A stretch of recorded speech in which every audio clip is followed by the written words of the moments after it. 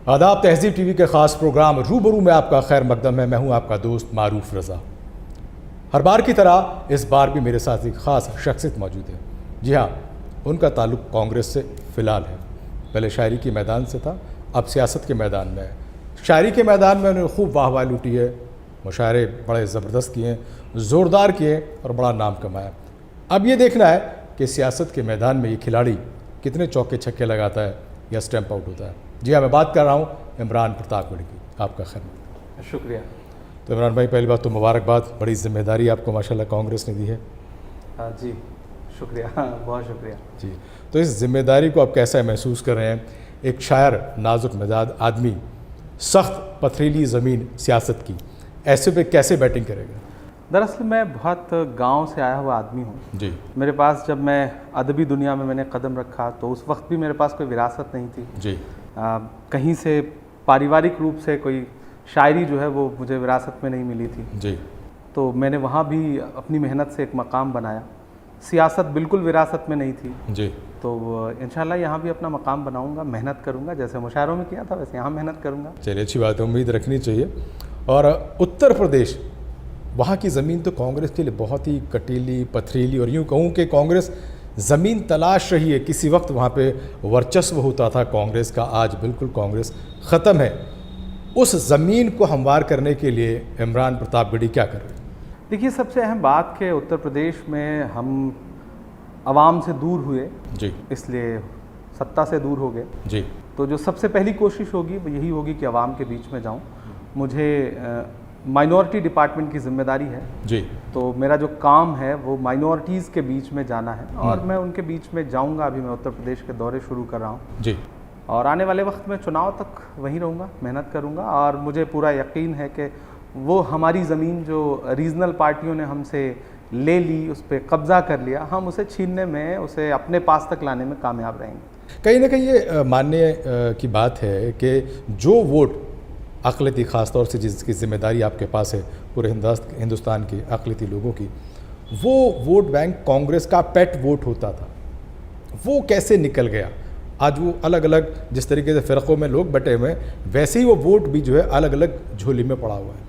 देखिए, सिर्फ अक़लियती vote bank की बात नहीं करता, पूरा मुल्क कांग्रेस का हुआ करता था। जी। इस मुल्क का हर इंसान कांग्रेस को वोट करता था। एक वक्त था ऐसा, धीरे धीरे चेंजेस आए, इसमें कोई दो राय नहीं। वो ताकतें जिन्होंने बहुत ज़ीरो से शुरुआत की थी और उनका एक एजेंडा था, उस एजेंडे पे उन्होंने मुसलसल काम किया। जी। कहीं ना कहीं हमसे कोताही हुई है, हम इससे इनकार नहीं करते। और उस कोताही की वजह से उन नफ़रत वाली ताकतों को मुल्क में पैर जमाने का मौका मिला। रीजनल पार्टियों ने कहीं ना कहीं अपना स्पेस बनाया अलग अलग स्टेट में, जिसकी वजह से कांग्रेस को नुकसान हुआ। लेकिन अब मैं पिछले 4-6 साल से देख रहा हूँ कि मुसलसल कांग्रेस अपनी खोई हुई ज़मीन को पाने की पूरी कोशिश कर रही है और नए नए प्रयोग कर रही है। और मुझे यकीन है कि वतन की रेत मुझे एड़ियाँ रगड़ने दे, मुझे यकीन है पानी यहीं से निकलेगा। पानी यहीं से निकलेगा। और ज़ाहिर सी बात है, उस पथरीली ज़मीन पे पानी लाने की भी ज़रूरत है, दरख्त लगाने की भी ज़रूरत है, और एकदम फल मिल जाए, ये एक बहुत बड़ी कोशिश है। क्योंकि अभी 2022 में उत्तर प्रदेश में ख़ास तौर से चुनाव, और यूँ कहा जाता है कि जिसने उत्तर प्रदेश की सरज़मीन पे झंडा फहरा दिया वो सीधा संसद तक पहुँचेगा। बात ये निकल के आती है कि अक़लियती तबका वो जिस तरीके से कांग्रेस की ओर देख रहा था, हालात से आप पूरी तरीके से वाकिफ़ हैं, आप अपने अल्फाजों में, मुशायरों में भी बयान करते रहते हैं, लेकिन क्या वो जज्बात, वो ज़रूरतें अक़लियती तबकों की जो कांग्रेस की तरफ तवक्को करके नज़रें टिकटिकी लगा के बैठा था, कांग्रेस कर पाई? नहीं, मैंने शुरू में ही आपसे कहा कि कोताही रही कहीं ना कहीं, इसी वजह से अक़लियत के लोग दूर हुए। लेकिन ये भी एक सच्चाई है कि आदमी बेहतर की तलाश में किसी को छोड़ के जाता है। जी। और इसमें कोई दो राय नहीं है कि पिछले 20 साल में, 25 साल में उत्तर प्रदेश में, जो ख़ास तौर से मैं उत्तर प्रदेश के कॉन्टेक्स्ट में बात करूं, तो वो अक़लियत के लोग जो कांग्रेस को छोड़ करके कुछ बेहतर की तलाश में गए थे, उन्हें बेहतर तो नहीं मिला। जी। ये वो तस्लीम करते हैं, ये हर पढ़ा लिखा माइनॉरिटी का इंसान तस्लीम करता है कि हमें बेहतर तो कुछ नहीं मिला। ना जमहूरियत बेहतर हो सकी, ना आइन जो है वो पूरी तरह से लागू हो सका। और मौजूदा जो हुकूमत है वो तो मुझे लगता है कि आइन में, डेमोक्रेसी में यकीन ही नहीं रखती। जिस तरह के मंजर पूरे देश के सामने आ रहे हैं, ऐसे में जब इंसान बेहतर के लिए किसी को छोड़ के जाए और उसे बेहतर ना मिले, उसकी उम्मीदें पूरी ना हो, तो उसे कहीं ना कहीं पछतावा भी होता है और उसे लौटने का मन करता है। अब देखना यह है कि वो जिसके पास लौटना चाहता है वो कितनी मोहब्बत से कदम आगे बढ़ाता है। तो कम से कम मुझे जो जिम्मेदारी दी गई है, मैं उस पर ये वादा करता हूँ। वो फराज साहब का एक शेर है कि अगर तुम्हारी आना ही का है सवाल तो फिर चलो मैं हाथ बढ़ाता हूँ दोस्ती के लिए। तो मैं एक कोशिश शुरू कर रहा हूँ। पिछले 2 महीने से मुझे जिम्मेदारी मिली है और इस दौरान मैं 2 कदम आगे बढ़ करके अक़लियतों के बीच में जा रहा हूँ। और अक़लियतों का मतलब सिर्फ मुसलमान नहीं, जाहिर सी बात, उसमें बाकी कम्युनिटीज़ भी हैं, जैन भी हैं, बौद्ध भी हैं, पारसी भी हैं, सिख भी हैं, ईसाई भी हैं। तो मैं सब समाजों के बीच में जा रहा हूँ और मुझे बहुत पॉजिटिव फीलिंग आ रही है, बहुत अच्छा रिस्पांस मिल रहा है। चलिए, अच्छी बात है, बहुत पॉजिटिव फीलिंग आ रही है, बहुत अच्छा रिस्पांस मिल रहा है। जो रिस्पांस आपको मुशायरों में मिला, पहली बारी आप सियासी मैदान में कूदे और लोकसभा का चुनाव लड़ा, वो रिस्पांस आपको, वो मोहब्बत वहाँ से नहीं मिली, क्या रहा? दरअसल मैं मुशायरों में भी मोहब्बत की शायरी जो है वो अलग अंदाज में पढ़ रहा था जी। मैं जुल्फ और आंचल की शायरी नहीं कर रहा जी। मैं मुद्दे उठा रहा था। मैं नजीब पे अशार कह रहा था, मैं पहलू के लिए आवाज़ उठा रहा था, मैं जुनैद के लिए खड़ा था, मैं तबरेज़ अंसारी के लिए खड़ा था। तो मैं मुद्दों पे बात कर रहा था जी। तो वो ज़मीन मेरे लिए बहुत हमवार नहीं थी। मैंने तालियां वाहवाही जो ली वो यूं ही नहीं मिल गई, मेहनत से मिली। और शुरू में जाहिर सी बात है मुझे भी बहुत कुछ झेलना पड़ा। फिर मैं सियासत में आया और मैंने एक मुश्किल रास्ता चुना। मेरे लिए उत्तर प्रदेश में बहुत आसान होता कि मैं किसी रीजनल पार्टी का हाथ थामता, लेकिन मैंने कांग्रेस को चुना। आपने कांग्रेस का हाथ चुना? क्योंकि मेरी नज़र में पूरा हिंदुस्तान था, मुझे पूरे हिंदुस्तान में काम करना था। तो मैं किसी रीजनल पार्टी के दायरे में नहीं बन सकता था। पहली बार में कामयाबी नहीं मिली, लेकिन मज़ा तो तब है कि हम हार कर भी हंसते रहें। हमेशा जीत ही जाना कमाल थोड़े है। सही बात। तो मेहनत करेंगे। बहुत बड़े बड़े लोग चुनाव हारे हैं जी। तो फिर अगली बार इंशाल्लाह मैं मुरादाबाद से आपको जीत के दिखाऊंगा। क्या बात है, ये डेमोक्रेसी का हिस्सा है और हार जीत तो लगी रहती है, दोनों का जायका चखना भी ज़रूरी है। तो कड़वा चख लिया, मीठा खाने में ज़्यादा मज़ा आएगा। जिस ओहदे पर अभी आप फायज़ हैं, उस ओहदे के बहुत सारे दावेदार थे, यूँ कहूँ कि बहुत दिग्गज दावेदार थे। आपको ही इस ओहदे पर, इस कुर्सी पर फायज़ किया गया, क्या वजूहात रही? पहली बात तो है कि मैं दावेदार नहीं था। आपकी बात नहीं कर, बहुत सारे दावेदार। मैं उन बहुत सारे लोगों में, मैं अपना जो मेरा जो वर्जन है वो क्लियर कर दूं कि मैं दावेदार नहीं था। मुझे पार्टी ने शायद इसलिए जिम्मेदार समझा, उसे लगा कि ये दावेदार हो सकते हैं। मुझे मेरे अपॉइंटमेंट के बाद पता चला कि मुझे माइनॉरिटी डिपार्टमेंट का हेड बनाया गया है। मेरे लिए भी चौंकाने वाला था, क्योंकि मेरा सियासी ज़िंदगी का जो सफ़र है वो बहुत छोटा है। जी। और मैं अभी किसी दायरे में बंधना भी नहीं चाह रहा था। मुझे लग रहा था कि फिर इलेक्शन लड़ेंगे और पार्लियामेंट पहुंचेंगे, वहाँ से आवाज़ उठाएंगे। लेकिन राहुल गांधी जी ने, प्रियंका जी ने, सोनिया जी ने ये सोचा कि मैं ऑर्गेनाइजेशन के लेवल पे जाके पूरे मुल्क में काम करूं।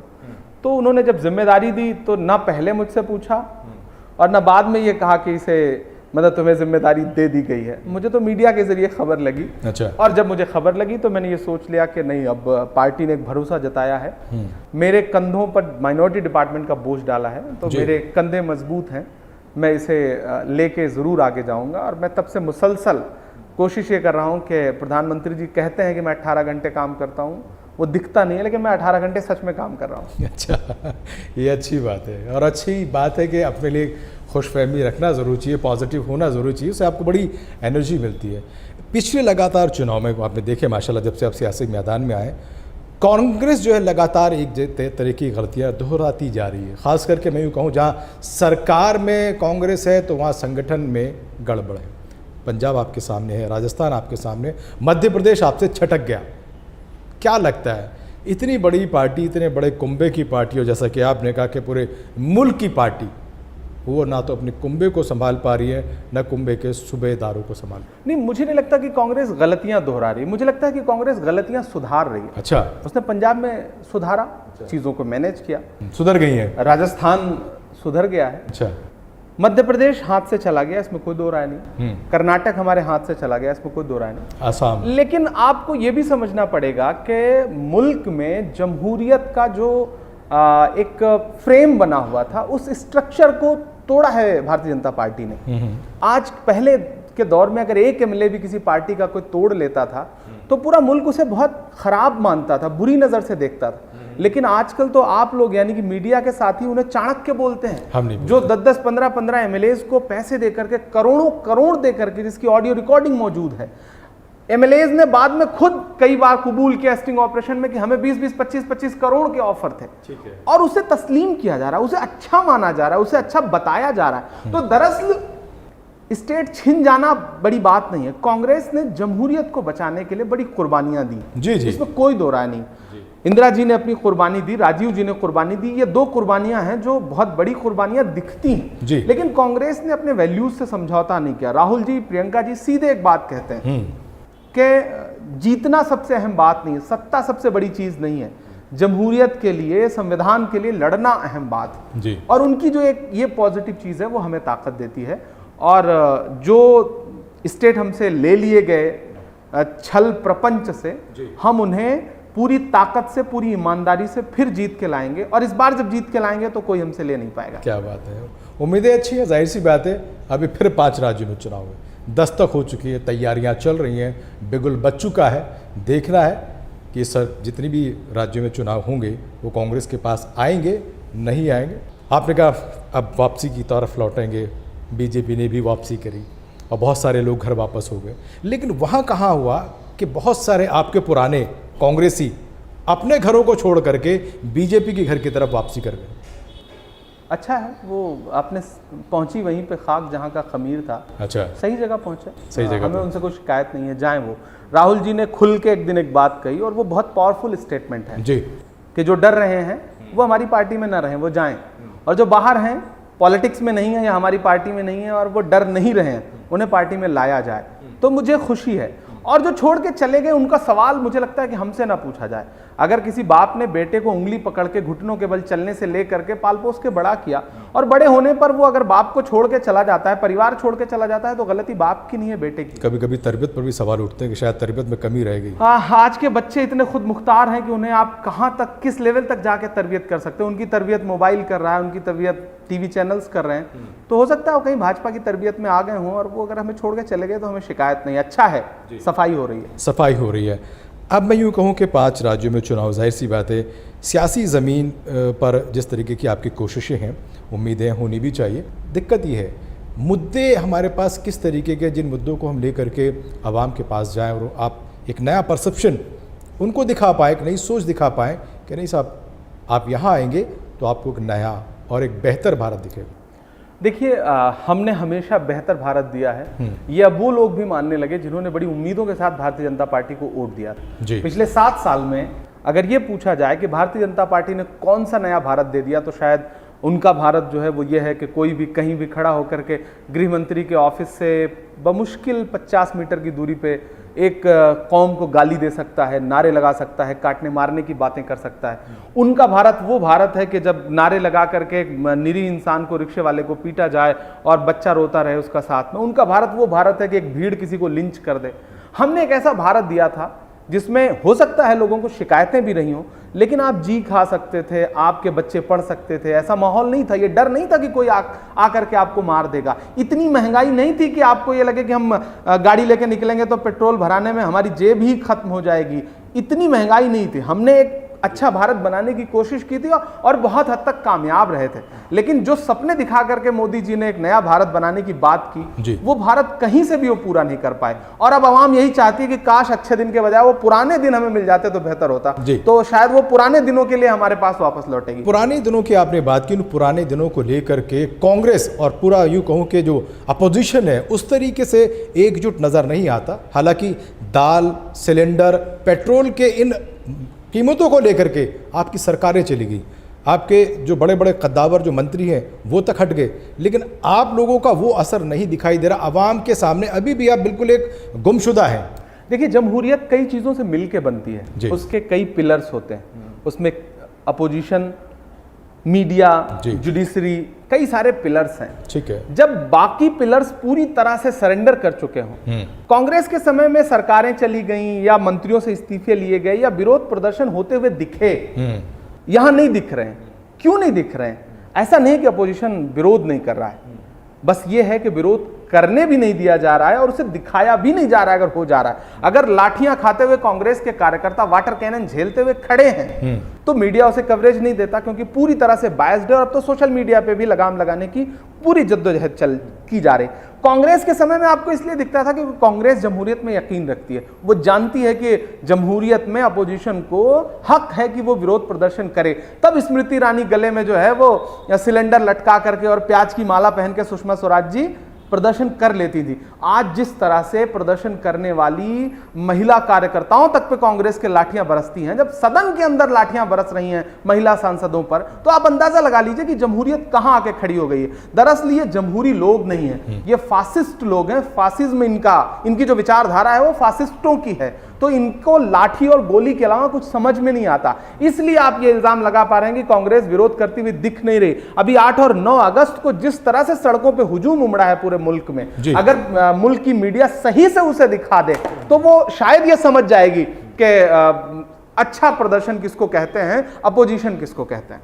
आपने जिस विचारधारा की तरफ इशारा किया वो विचारधारा, और यूँ कहूँगा आरएसएस की वो विचारधारा, और उस विचारधारा को ख़ास तौर से मोहन भागवत ने कंडम किया कि जो मॉब लिंचिंग करते हैं या जो इस तरीके की हरकतों में मुलव्विस है वो ना तो हिंदू है ना हिंदुत्व से उनका कोई लेना देना है। तो आप क्या कहेंगे, आप किस विचारधारा की बात? मैं भी मानता हूं कि वो ऐसे लोग जो राम का नाम लेकर के किसी को लिंच करें या नारे लगाएं, काटने की बात करें, वो हिंदू और हिंदुइज्म में मुझे नहीं लगता कि उनका यकीन है। दरअसल भागवत जी ये कहते हुए ये भूल जाते हैं कि हाँ ये सच है कि उनका हिंदुइज्म से कोई लेना देना नहीं, लेकिन ये भी सच है कि आरएसएस के आनुषंगिक संगठनों से उनका लेना देना है।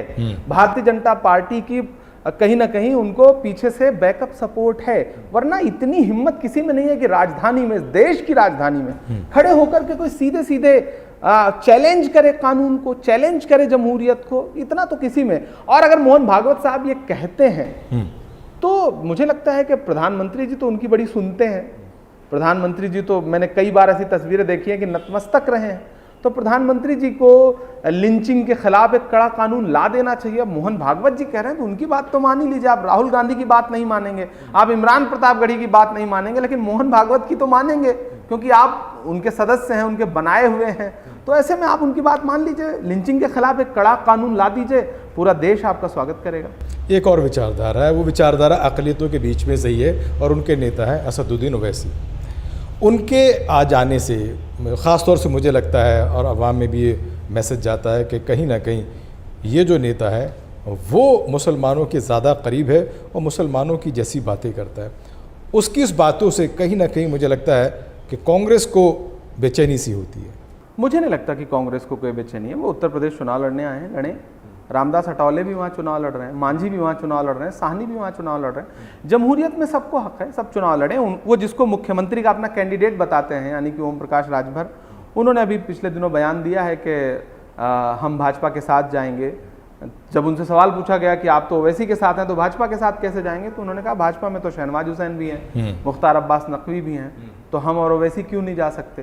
तो बाद में ओवैसी उन्हें कंडेम करें, लेकिन अभी बिहार में भी वो जिसको चीफ मिनिस्टर बना रहे थे वो कुशवाहा भी भाजपा के साथ चले गए। बिहार के जो नतीजे आए उससे कहीं ना कहीं कांग्रेस को बहुत बड़ा डेंट लगा और कांग्रेस ने खुल के कहा भी नहीं, हम नुकसान जाहिर सी बात है। देखिए, जब संगठन के लेवल पे काम बेहतर तरीके से नहीं होता तो आप जब किसी अलायंस में चुनाव लड़ते हैं तो जो बड़ा अलायंस में जो बड़ा दल है उसको फायदा होता है और जिसे कम हिस्सेदारी मिली रहती है उसे नुकसान होता है। नुकसान हुआ जी। लेकिन मैं पूरी जिम्मेदारी से ये वादा करता हूं अक़लियती सेल का हेड होने की वजह से कि आने वाले दिनों में हम बिहार को बहुत फोकस करके काम करेंगे और हमारी कोशिश रहेगी कि अगले चुनाव में हम बहुत शानदार नतीजा दें। जी, इतनी बड़ी पार्टी आज इस मैं यूँ कहूँ के मकाम पर आ गई है कि उसे छोटे छोटे दलों की तरफ देखना पड़ता है, उनको अपने साथ बुलाने और जुटाने की कवायदें करनी पड़ती हैं। क्यों नहीं कांग्रेस अपने दम पर, अपने वजूद पर चुनाव लड़ती है? देखिए, कांग्रेस ने कहीं ना कहीं थोड़ी दरियादिली दिखाई। अच्छा, रीजनल पार्टियां रहीं तो हमने उन्हें ख़त्म करने की कोशिश के बजाय सबको साथ लेकर के चलने की कवायद की। अच्छा, इसमें संगठन भी ये कहता है कि पार्टी का नुकसान होता है, लीडर्स भी ये कहते हैं, लेकिन कहीं ना कहीं पार्टी ने एक दरियादिली दिखाई। अब मैं भी ये मानता हूं कि हमें अलायंस में जाने के बजाय अपने दम पे चुनाव लड़ना है, अपना संगठन खड़ा करना है और कम से कम मैं अपने डिपार्टमेंट के बैनर से हमें हमारे नेताओं ने भी ये पूरी छूट दे रखी है कि आप अपना ऑर्गेनाइजेशन खड़ा करिए, अपने लीडर्स खड़े करिए, और आने वाले दिनों में अगर कोई बहुत बड़ी जमहूरियत को बचाने की मजबूरी नहीं रही तो हम अकेले जाएंगे चुनाव में और अकेले लड़ेंगे, और हम दिखाएंगे कि हमारे अलावा भाजपा से कोई लड़ नहीं सकता। उत्तर प्रदेश को उत्तम प्रदेश बनाने में किन मुद्दों के साथ कांग्रेस खड़ी होगी? और क्योंकि इस बार इमरान प्रतापगढ़ी भी हैं, प्रियंका गांधी भी हैं, ऐसे में बहुत बड़ा यूँ कहूँ कि सवाल है। देखिए, उत्तम प्रदेश बनाने जैसी बात, इतने सारे मुद्दे हैं उत्तर प्रदेश में जी। मौजूदा सरकार का फेल्योर इतना बड़ा है। लॉ एंड ऑर्डर के नाम पे बच्चियों के साथ बलात्कार हुए हैं, लाशें जला दी गई हैं, लोग सड़कों पर पीटे जा रहे हैं, गड्ढों में सड़कें हैं या सड़कों में गड्ढे हैं पता ही नहीं है, स्मार्ट सिटी का ढिंडोरा पीटा जा रहा है, और स्मार्ट सिटी का विज्ञापन करती हुई जो गाड़ियां हैं वो खुद गड्ढे में फंसी हुई तस्वीरों के साथ सामने आ रही हैं जी। कोरोना में गंगा जी में बहती हुई लाशें पूरे मुल्क ने देखी हैं। गंगा जी के किनारे जो लाशें दफनाई गई थी उनसे राम नामी दुपट्टे हटाते हुए विजुअल्स पूरी दुनिया ने देखा है। लेकिन फिर भी योगी आदित्यनाथ जी कहते हैं कि हम सबसे बेहतर मुख्यमंत्री हैं। तो जो उनका ये झूठ है उसको उत्तर प्रदेश समझ रहा है, और यही चीजें अगर सही हो जाएं जी, और उस पर जनता का विश्वास हम जीत पाए तो हम बहुत शानदार नतीजा देंगे उत्तर प्रदेश। आपने ये दो खामियां बताई मौजूदा सरकार की, आप अपनी किन उपलब्धियों के साथ, किन वादों के साथ, किन इरादों के साथ उतरेंगे, वो जनता जानना चाहती है, वो तहजीब टीवी का नाजरीन भी जाने। देखिए, हम पिछले 32 साल से सत्ता में नहीं है उत्तर प्रदेश में, तो जाहिर सी बात है कि हम अपने पुराने काम वहां नहीं गिना सकते कि हमने ये किया, हमने ये किया। मैं तो ये मानता हूं कि उत्तर प्रदेश में एक दो एक्सप्रेसवे को छोड़ दिया जाए तो उत्तर प्रदेश में जो किया था वो कांग्रेस ने किया था। लेकिन हमारे पास बताने के लिए बहुत सारी चीजें हैं। हमारे पास बताने के मनरेगा है, अगर हम सेंट्रल गवर्नमेंट से ले जाएंगे, हमारे पास मनरेगा जैसी एक ऐसी चीज है। आज एक एक आदमी, एक एक मजदूर परेशान है कि उसके पास खाने के लाले हैं। महंगाई इतनी ज्यादा है कि वो चावल नहीं खरीद पा रहा है, दाल नहीं खरीद पा रहा है, आटा नहीं खरीद पा रहा है। कम से कम मनरेगा जो है आपको इतनी गारंटी तो देता था कि आपकी जिंदगी चल जाती थी, आपको खाने के लिए किसी का मुंह देखने की जरूरत नहीं पड़ती थी। तो हमारे पास बताने के लिए वो एक बहुत अहम चीज है। दूसरी बात, जो सबसे अहम बात है, इंसान महफूज होगा तब वो बाकी चीजों के बारे में सोचेगा, डेवलपमेंट के बारे में सोचेगा।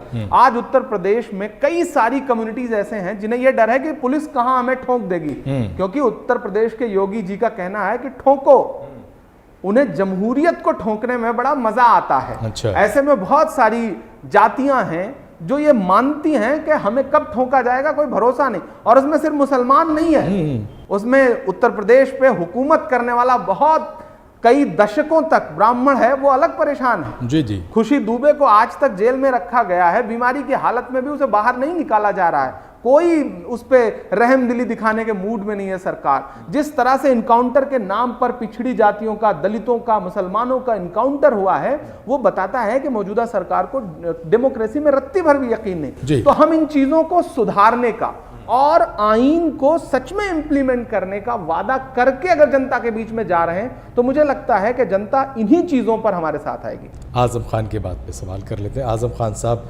हॉस्पिटलाइज हैं, उनकी फैमिली के साथ आप मिलने गए, इसे क्या माने? एक सिर्फ कैजुअल मीटिंग थी या पॉलिटिकल मीटिंग थी या उनको अपनी तरफ बुलाने की कोई दावत की कोशिश थी, क्या?